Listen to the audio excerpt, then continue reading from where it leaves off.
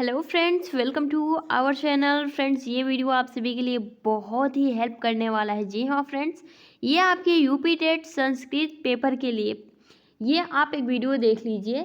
लगभग 50 प्रश्न बिल्कुल इम्पोर्टेंट वाले हैं। ठीक है, तो चलिए फ्रेंड्स वीडियो को स्टार्ट करते हैं। और जो भी आपके दोस्त फ्रेंड्स हैं, जिस भी ग्रुप में हैं फ्रेंड्स, आप ज़रूर शेयर करिएगा, क्योंकि इन क्वेश्चनों को जब मेहनत करके बनाई गई है, टाइपिंग की गई है, ओनली फॉर ओनली आप सभी के लिए।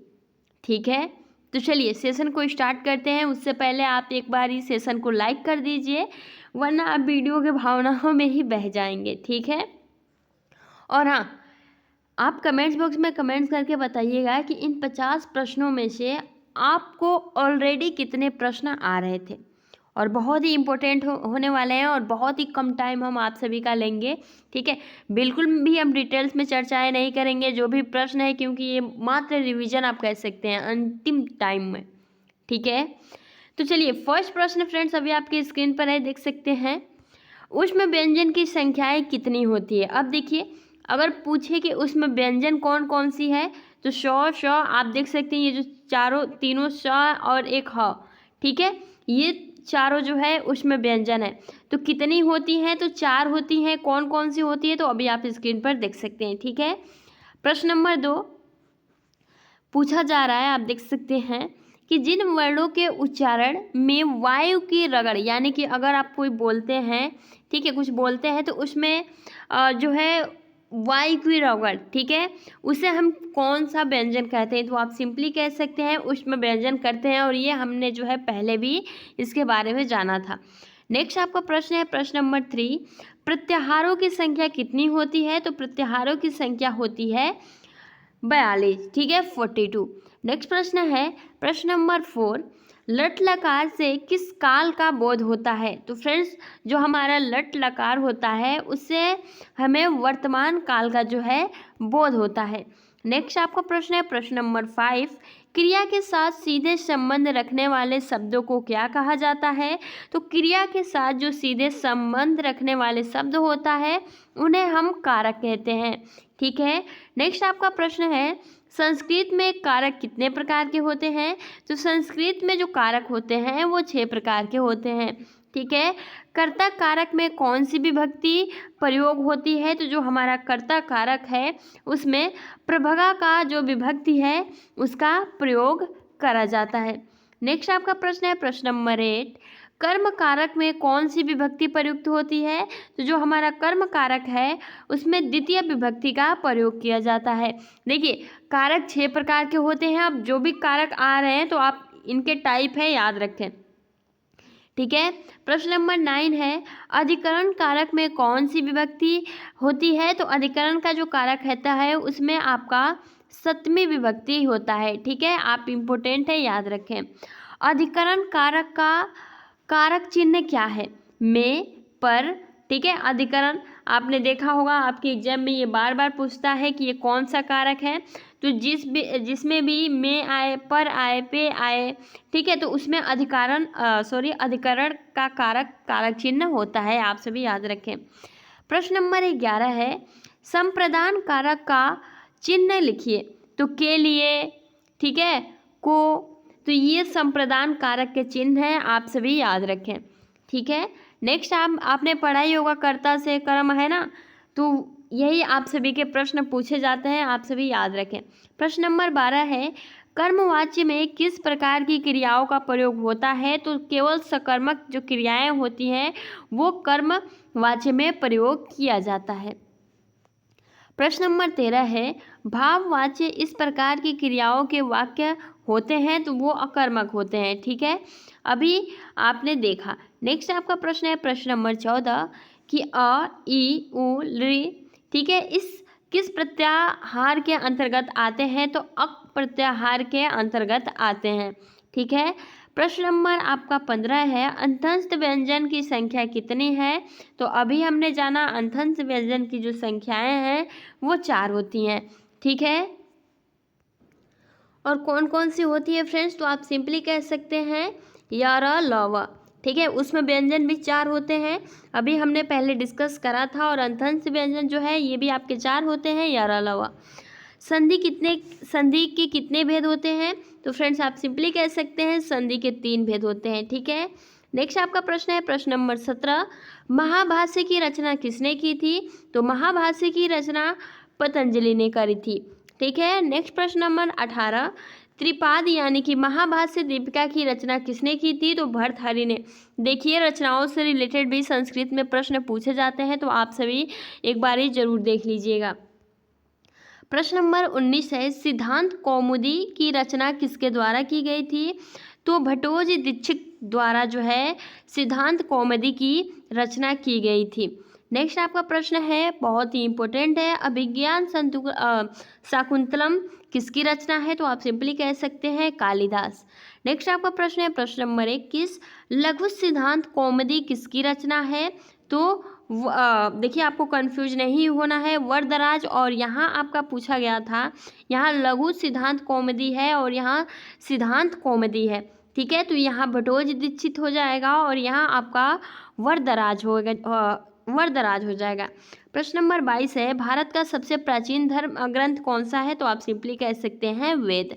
ठीक है, प्रश्न नंबर आपका 23 है, कर्तव्यवाच्य किस प्रकार की क्रियाओं के वाक्य में होते हैं? तो सकर्मक और अकर्मक जो क्रियाएं होती है, जो वाक्य होते हैं, उसमें आपका कर्तव्यवाच्य की क्रियाओं के जो है वाक्य यूज करे जाते हैं। नेक्स्ट प्रश्न है प्रश्न नंबर 24, 10 कुमार चरित्र की रचना किसने की थी? तो दंडी ने की थी। बहुत ही इंपॉर्टेंट है, आप सभी याद रखें। सबसे प्राचीन वेद कौन सा है? तो आप सिंपली कहेंगे ऋग्वेद है। ठीक है, प्रश्न नंबर 26 है, प्रसिद्ध गायत्री मंत्र किस वेद में है? तो आपको सिंपली पता होना चाहिए सबसे प्राचीन वेद कौन सा है? तो ऋग्वेद है, और जो गायत्री मंत्र है सबसे प्रसिद्ध ऋग्वेद में ही आप कह सकते हैं ऋग्वेद। ठीक है, ऑप्शन नंबर आपका ऋग्वेद ही करेक्ट होगा। ठीक है, प्रश्न है 27, लट लकार किस काल को दर्शाता है? तो सिंपली आप कह सकते हैं भूतकाल, और जो आपका लट लकार है वर्तमान काल को दर्शाता है, आप सभी याद रखें। संस्कृत में कितने प्रकार के वाच्य होता है? तो आप सिंपली कह सकते हैं 3 प्रकार का वाच्य होता है। प्रश्न नंबर 29 है, संस्कृत भाषा का व्याकरण की प्रथम पुस्तक कौन सी है? तो अष्टाध्यायी। बहुत ही इंपॉर्टेंट है, आप सभी याद रखें। प्रश्न नंबर 30 है, अष्टाध्यायी के लेखक कौन है? तो पाणिनि। ठीक है, संस्कृत भाषा व्याकरण की पुस्तक सबसे पहली पुस्तक आपकी अष्टाध्यायी है, और इसके लेखक कौन है? तो पाणिनि। आप सभी याद रखें। ठीक है, नेक्स्ट है प्रश्न नंबर 31, सबसे प्राचीन एवं प्रमाणिक पुराण कौन सा है? तो आप सिंपली कह सकते हैं मत्स्य पुराण। ठीक है, प्रश्न नंबर 32 है, प्रसिद्ध पुस्तक राजतरंगिणी के रचयिता कौन है? तो कल्हड़। राजतरंगिणी बहुत ही इंपॉर्टेंट है, आप सभी याद रखें। इसका राइट आंसर कल्हड़ हो जाएगा। विद्यार्थी में कौन सी संधि है? तो फ्रेंड्स आप सिंपली कह सकते हैं इसमें आपकी दीर्घ संधि है।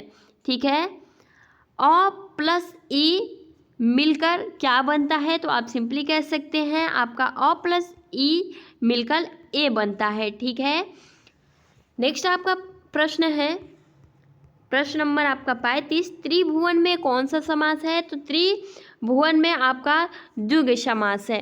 ठीक है, आप सभी याद रखें, और आई होप कि आपने समास के बारे में बहुत ही अच्छे से पढ़ा होगा, है ना। नेक्स्ट आपका है माहेश्वर सूत्र की संख्या कितनी है? तो आप सिंपली कह सकते हैं 14 है। नेक्स्ट है मुख से निकली हुई छोटी से छोटी ध्वनि को क्या कहते हैं? तो मुख से जो छोटी से छोटी ध्वनि निकलती है उसे हम वर्ण कहते हैं। नेक्स्ट आपका प्रश्न है प्रश्न नंबर 38, संस्कृत व्याकरण को क्या कहा जाता है?